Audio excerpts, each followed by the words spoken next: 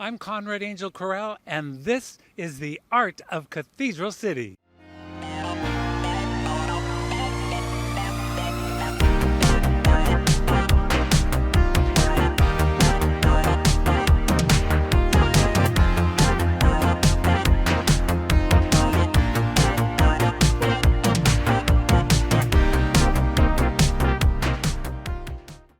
In today's segment, we come to you from Hot Lips Coffee Shop, located here in Cathedral City, just below the Cathedral City Cove.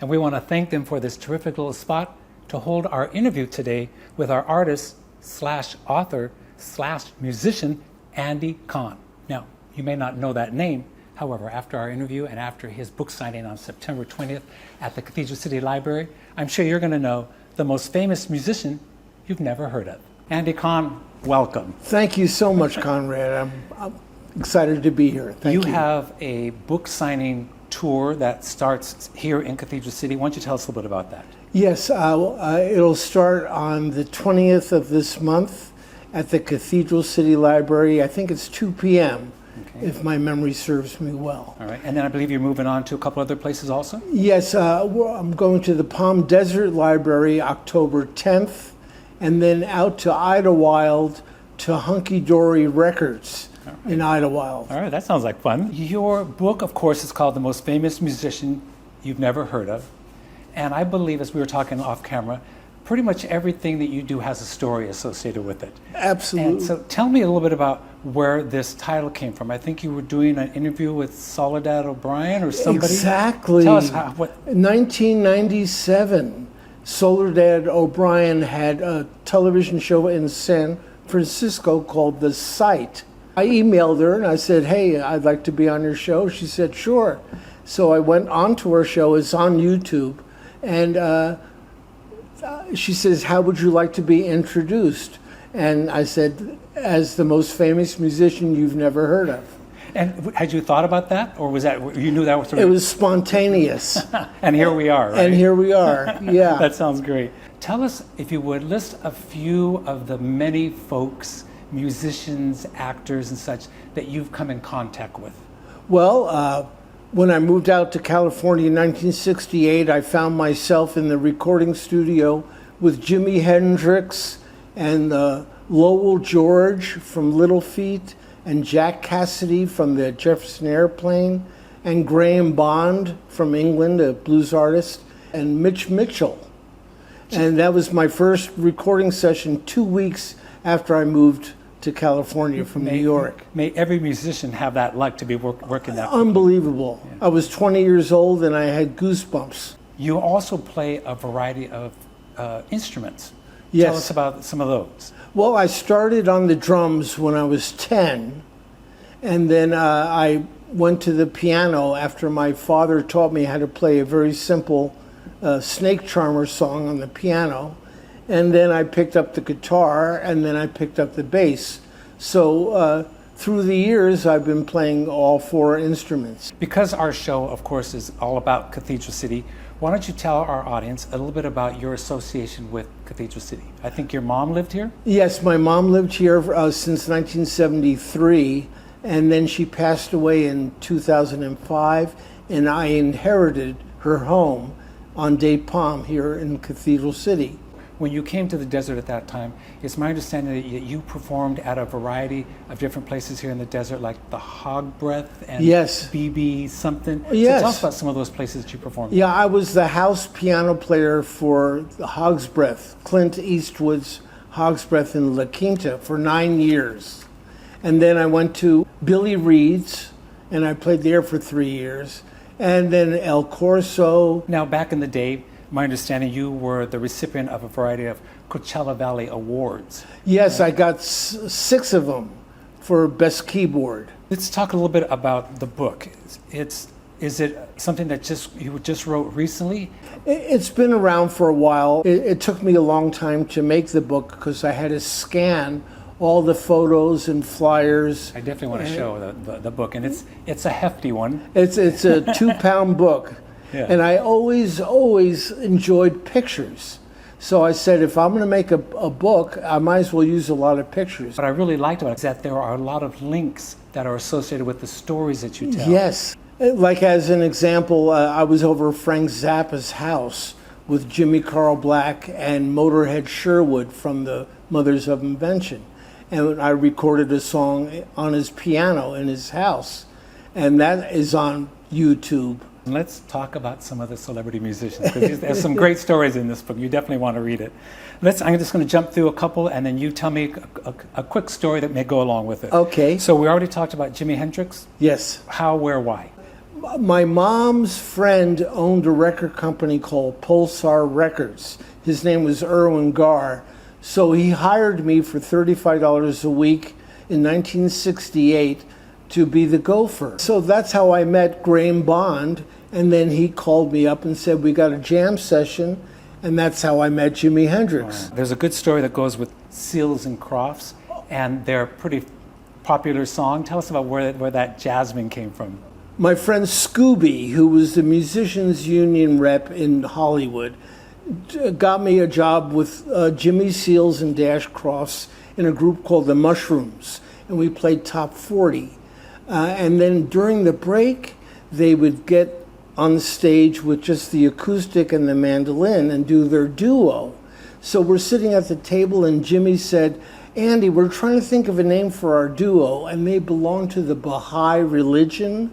And the leader of the Baha'i religion's name was Baha'u'llah. So Jimmy said to me, how about Baha'u'llah? I went, Baha'u'llah? How about Abbott and Costello, Laurel and Hardy, Tom and Jerry, Seals and Crofts? And they said, okay. So I actually thought the name was Seals and Crofts. And I wrote a couple of songs with Jimmy in my living room. And I had Jasmine in my yard. So one day he's sitting in my living room and he's writing Summer Breeze. And he's trying to think of a line. And he thought because of the jasmine... Which always smell, you can smell it everywhere, correct? Yeah. Blowing through the jasmine of my mind came out in my living room. So he actually wrote that in my house. Who knew? There's a story about Andy streaking on a plane. Oh boy. How can you make that a story for everybody? This was right after David Niven was streaked on the awards. And I was on a Epic Records tour with Michael Fennelly, who used to be in Krabby Appleton, and King Biscuit and Sha Na Na and Dave Loggins and somebody else. So we were going to fly to Seattle, and the pilot says, our front wheel is broken, 2 hours, free drinks for everybody. So everybody got drunk, and King Biscuit took off his hat and passed around a hat for a streaker. So there was $300 in the hat in 1974 or whatever year it was. Yeah. That was so. I took the money and I ran back to the bathroom and took all my clothes off and peeked out of the door, and everybody in the airplane was looking at me, and I said, okay, and everyone went, yay! So I ran down the aisle naked and ran back up, and I made my $300, and the next morning in the news, streaker on an airplane. How did you come to know the Turtles, and when did you start with them? I was with Jimmy Carl Black in this band called Geronimo Black. And he got a phone call from Frank Zappa saying, we're shooting a movie called 200 Motels. So Jimmy and I went to the rehearsal, the Frank Zappa rehearsal, and who would be there? Flo and Eddie of the Turtles. They were there, so that's when I first met them. And that was in 1970. And then later on, I did a Little Richard tour, Let the Good Times Roll, and they wanted me to overdub some organ at Cherokee Studios. And Flo and Eddie were there doing a X-rated cartoon called Dirty Duck. And Mark recognized me, and he wanted me to go on the road with the Turtles. Are you available? I said, sure. So that's how I started my 40 years Is that right? with the Turtles. I could go on forever, but we don't have time. So I'm going to skip to one more, and then we're going to come to our conclusion. So Sure. There, I read a story about Timothy Leary and you folks playing music on the floor. What is that story?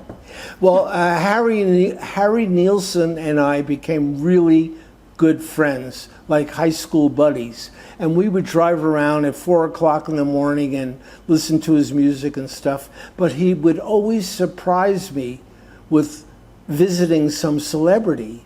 So he says, hop in the car, we go to Timothy Leary's house. Wow. So he knocks on the door, Timothy answers the door, he grabs Harry by the cheeks, mwah, gives him a big kiss. And he says, who's that? And Harry says, my friend Andy. So he grabs me and gives me a big kiss. So we go into his house, a life-size Gumby is right there staring at me, and his kitchen table was a huge rainbow. And he had like 3 or 4 young blonde girls roaming around the house. So I had something to drink, but I don't know what was in the drink because I don't remember what happened. But I do remember that he had an upright bass and he put it on the floor upside down with the strings on the rug. And then he would start playing the bass like a drum, Timothy Leary. And then Harry Nielsen would grab a couple of spoons and start playing spoons. And then I would tap on the table. So we were playing music with Timothy Leary. And I'm sure he slipped me some LSD without me knowing. The book, of course, is called The Most Famous Musician You've Never Heard of. It is out now. They can buy it where? On Amazon. And what about some words of wisdoms for new folks who are giving it a whirl? Well, basically stick to your guns. Whatever you want to do, you should do it. Don't let anybody tell you what to do. Do your thing and be confident about your music and your Go thing. for it. Just Yes. go for it, right? Yes. So once again, the book's called The Most Famous Musician You've Never Heard of. The tour starts off here in Cathedral City Yes. on September The 20th at the Cathedral City Library. I think it's at 2 p.m. 1 or I 2 think. p.m. All right, Andy, appreciate it. Oh, Thank you for sharing your so information much. with us. Thank you.